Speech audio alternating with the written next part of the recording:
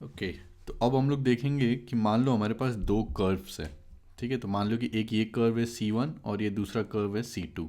तो ये दोनों के बीच में एंगल कैसे निकालना है, मतलब जहाँ पर भी ये इंटरसेक्ट कर रहे हैं तो वो पॉइंट ऑफ इंटरसेक्शन पर जो है एंगल कैसे निकालते हैं। ठीक है, अब हो सकता है कि दो कर्व्स हैं वो मल्टीपल पॉइंट्स पर इंटरसेक्ट करते हैं, तो जब भी हम लोग एंगल बिटवीन कर्व्स बोलेंगे तो कोई एक पर्टिकुलर पॉइंट पर जो है हम लोग उसका एंगल्स के बारे में बात कर रहे हैं। ठीक है, तो वो कैसे डिफाइन करते हैं। तो मान लो कि ये कर्व C1 और कर्व C2 जो है इस पर्टिकुलर पॉइंट पर जो है इंटरसेक्ट कर रहा है x0, y0। ठीक है, तो एंगल हम लोग कैसे डिफाइन करते हैं कि इस पर्टिकुलर पॉइंट पर जो है, मान लो कि ये कर्व 1 के लिए मैंने एक टेंजेंट ड्रॉ किया वहाँ पर, तो वहाँ पर जो भी टेंजेंट है तो उसका स्लोप मान लो m1 है। ठीक है, और ये कर्व C2 है तो C2 पर ये जो पॉइंट है x0, y0, यहाँ पर जो टेंजेंट ड्रॉ किया उसका स्लोप मान लो m2 है।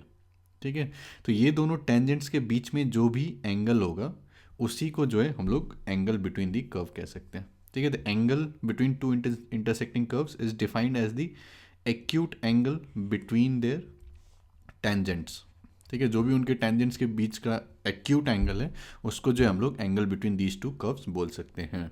ठीक है, एंड आई थिंक आप लोग को शायद ये पता होगा, मतलब कि अगर ये दो लाइन्स है, मान लो कि ये एक लाइन हो गया ये दूसरा लाइन हो गया, तो इसके बीच में जो भी एंगल है, अगर मैं इनके परपेंडिकुलर्स के बीच में एंगल देखता हूँ तो वो भी थीटा ही होगा। है ना, मतलब कि ये मेरा एक लाइन हो गया तो इसका परपेंडिकुलर मान लो कोई एक लाइन होगा, है ना, और फिर ये दूसरा लाइन है तो इसका परपेंडिकुलर कोई लाइन होगा।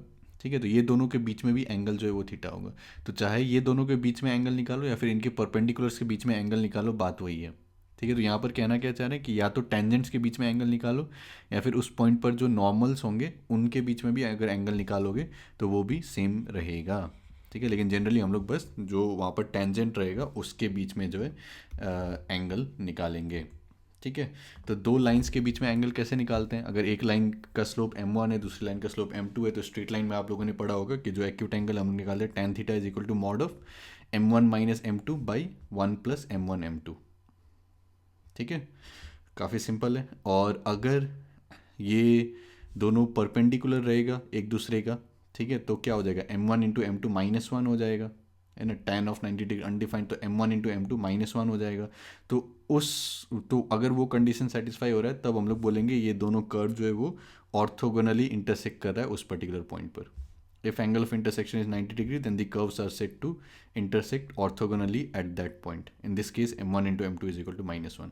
ठीक है, तो थ्योरी के लिए इतना ही है कि जो भी कर्व्स दिए हुए हैं पॉइंट ऑफ इंटरसेक्शन, मतलब जहाँ पर भी आपको निकालना है जो इंटरसेक्टिंग पॉइंट पर निकालना है, तो वहाँ पर जो पहला कर्व है उसका टेंजेंट का स्लोप निकालो, मान लो m1, फिर ये दूसरा जो कर्व है उसका मतलब जो भी टेंजेंट रहेगा यहाँ पर उसका स्लोप निकालो m2, और फिर ये दोनों टेंजेंट्स के बीच में एंगल निकाल लो। ठीक है, तो काफ़ी स्ट्रेट फॉरवर्ड है। तो मैं रिक्वेस्ट करूँगा कि एक बार खुद से जो है ये सॉल्व करने का ट्राई करो तीनों क्वेश्चंस को, एंड देन हम लोग इसको सॉल्व करेंगे। ठीक है, तो आई होप आप लोगों ने ट्राई किया होगा। वीडियो को पॉज करो एंड खुद से ट्राई करो सॉल्व करने का। ओके, तो देखते हैं इसमें क्या बोला है। Theta denotes the acute angle between the curves. तो एक मान लो कुछ ये कर्व दिया है y is equal to 10 - x², और ये मान लो कुछ दूसरा कर्व दिया हुआ है y is equal to 2 + x²। ठीक है, denote the acute angle between the curves at a point of their intersection, मतलब कि मल्टीपल पॉइंट्स भी हो सकते हैं जहाँ पर इंटरसेक्ट करें, तो कोई एक पॉइंट पर पॉइंट ऑफ इंटरसेक्शन पर थीटा जो है एंगल डिनोट कर रहा है, तो फिर मॉड ऑफ tan थीटा क्या होगा। ठीक है, तो बहुत सिंपल है। तो यहाँ पर हम लोग क्या देख सकते हैं कि अगर y 10 - x² है, y 2 + x² है, तो दोनों का इंटरसेक्टिंग पॉइंट अगर हम लोग को निकालना है, ठीक है, तो हम लोग सीधा क्या कर सकते हैं कि ये 10 - x² को 2 + x² से इक्वेट यहाँ पर कर दिया, 10 - x² is equal to 2 + x²। ठीक है, तो यहाँ से क्या आ जाएगा 2x² इज इक्वल टू 8, तो x² इज इक्वल टू 4, मतलब x जो है वो या तो +2 या फिर -2, है ना। और अगर मैं y को रखता हूँ, है ना, तो x² मेरा 4 है, तो 10 - 4 जो है वो 6 आ जाएगा, है ना, यहाँ से भी वही आना चाहिए, तो 4 + 2 6। ठीक है, तो मेरे इंटरसेक्टिंग पॉइंट्स क्या हो गए, तो एक तो ये आ गया 2, 6, और एक ये -2, 6 आ गया। ठीक है, तो अब हम लोग को एंगल निकालना है दोनों के बीच में, है ना। तो फिर हम लोग क्या करेंगे कि टेंजेंट्स देखेंगे। तो मान लो कि ये कर्व C1 था, ठीक है, तो इसके करस्पॉन्डिंग टेंजेंट का स्लोप यहाँ पर क्या आएगा, तो इसका डेरिवेटिव लेना पड़ेगा हम लोगों को, है ना। तो मान लो कि मैं इसको y1 बोलता हूँ, ठीक है, ये कर्व 1 है, तो मान लो इसका जो भी डेरिवेटिव है तो उसको y1 डैश बोलते हैं, ठीक है, इसका डेरिवेटिव। तो ये क्या हो जाएगा, -2x हो जाएगा, है ना। इसको डिफ्रेंशिएट कर रहे हैं, और अगर इसको डिफ्रेंशिएट करेंगे तो 2x आएगा। तो इसको मान लो कि मैंने y2 बोल दिया, y2 डैश, ठीक है, कर्व 2 का, तो ये 2x आ गया। तो अगर हम लोग इस पॉइंट पर कैलकुलेट करते हैं तब फिर ये क्या आ जाएगा, -4 आ जाएगा, है ना। तो अगर मैं इसको m1 कहता हूँ, मतलब यहाँ पर जो भी कर्व 1 के लिए टेंजेंट बनेगा उसका स्लोप m1, तो -2 × 2 -4 आ जाएगा, और फिर इसका स्लोप क्या आ जाएगा, 2 × 2 4, ठीक है। तो tan थीटा हम लोग क्या निकाल सकते हैं, मॉड ऑफ m1 - m2, तो -8 डिवाइडेड बाई 1 + m1 × m2, तब फिर 1 - 16, ठीक है। तो -8 बाई -15 या फिर 8/15, तो मॉड ऑफ tan थीटा हम लोग क्या लिख सकते हैं, 8/15, ठीक है। यहाँ पर इसको भी ले सकते थे कि -2 ये m1 4 आ जाता, m2 यहाँ पर -4 आ जाता, एंड देन उसको यूज़ करके जो है हम लोग आसानी से कर सकते थे, ठीक है। तो यहाँ पर क्योंकि आसानी से ये निकल रहा था इंटरसेक्टिंग पॉइंट्स, तो हम लोगों ने निकाल लिया, लेकिन हर केस में ज़रूरी नहीं होगा इंटरसेक्टिंग पॉइंट निकालने का, ठीक है। जहाँ पर निकल जाए तो अच्छी बात है, नहीं निकले तो, या फिर निकालने में मुश्किल हो तो उसके बिना भी आगे बढ़ना चाहिए। तो यहाँ पर जैसे क्या बोल रहा है, find the values of A if the curves, तो एक कर्व मेरे पास क्या है, x² / a² + y² / 4² = 1, और दूसरा कर्व है y³ = 16x कट ऑर्थोगोनली, ठीक है। ए का वैल्यू फाइंड आउट करना है, अगर ये और ये जो है ऑर्थोगोनली कट कर रहा है, तो इसका मतलब क्या होगा कि अगर मैं x1, y1 बोलता हूँ, जो भी इंटरसेक्टिंग पॉइंट है उसको, तो यहाँ पर जो भी टेंजेंट ड्रॉ करेंगे हम लोग, तो वो जो टेंजेंट का जो स्लोप आएगा, तो वो ये कर्व के लिए और फिर ये कर्व के लिए जो भी टेंजेंट का स्लोप आएगा, दोनों का प्रोडक्ट जो है वो -1 आएगा, ठीक है। तो मान लो कि जो भी इंटरसेक्टिंग पॉइंट है उसको x1, y1 बोल दिया।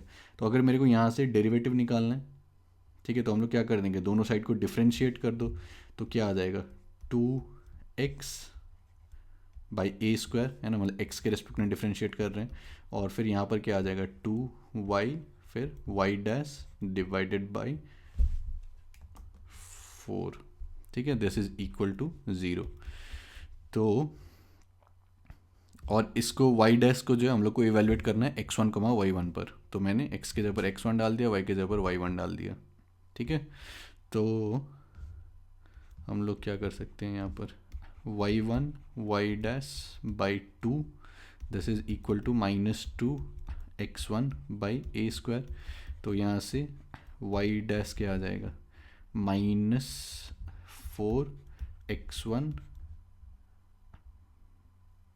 डिवाइडेड बाई a² y1,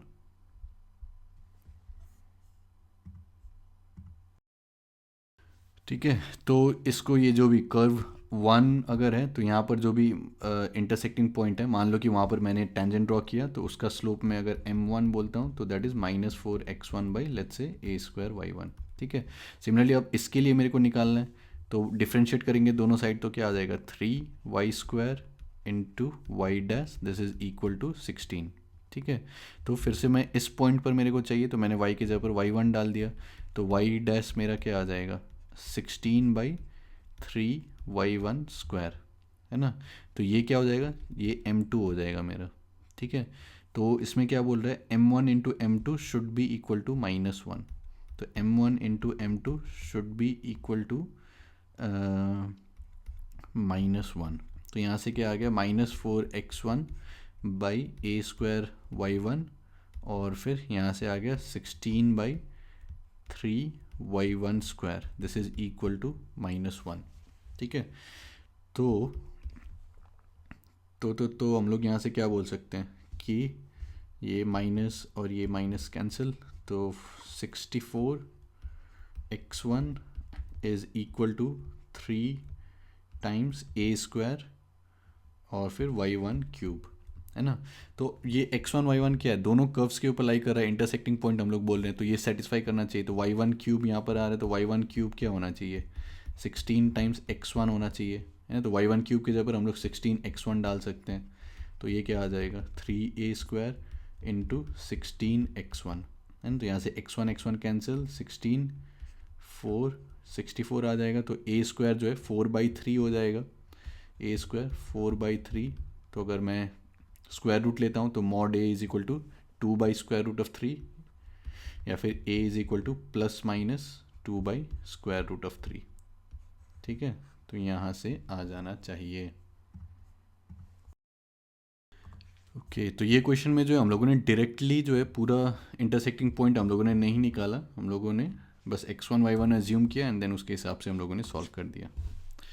अब ये क्वेश्चन है, इसमें क्या बोले, find the angle between the curves y² is equal to 4x। ठीक है, तो ये तो हम लोग को पता है कि y² इज 4x, कुछ पैराबोला इस टाइप से रहेगा। वैसे डिपेंड मतलब फ़र्क नहीं पड़ता है क्या शेप है। और दूसरा y is equal to e⁻⁻x/2। ठीक है, तो कुछ भी हो, है ना, कोई भी रैंडम, मतलब एक मेरे पास ये है y² is equal to 4x, और एक मेरे पास है y is equal to e⁻⁻x/2। ठीक है, तो ये दोनों के बीच में एंगल निकालना है। तो फिर से मैं क्या बोलूँगा कि जो भी इंटरसेक्टिंग पॉइंट है वो मान लो कि x1, y1 है। ठीक है, तो वहाँ पर जो है इसका टेंजेंट का स्लोप निकालना पड़ेगा, इसका टेंजेंट का स्लोप निकालना पड़ेगा, एंड देन देखेंगे कि क्या हो रहा है। तो अगर मैं इसका निकालता हूँ तब फिर डेरिवेटिव क्या आएगा, 2y इज़ इक्वल टू 4, है ना। तो y' क्या आ जाएगा, 2 डिवाइडेड बाई y। तो इवेल्युएट करना है इस पर्टिकुलर पॉइंट पर, तो 2/y1, है ना, इसको m1 बोल सकते हैं। और फिर ये वाला जो कर्व है इसको डिफ्रेंशिएट करो, तो y' is equal to e⁻⁻x/2, x के रेस्पेक्ट में डिफ्रेंशिएट कर रहे हैं, तो फिर मल्टीप्लाइड बाय -1/2।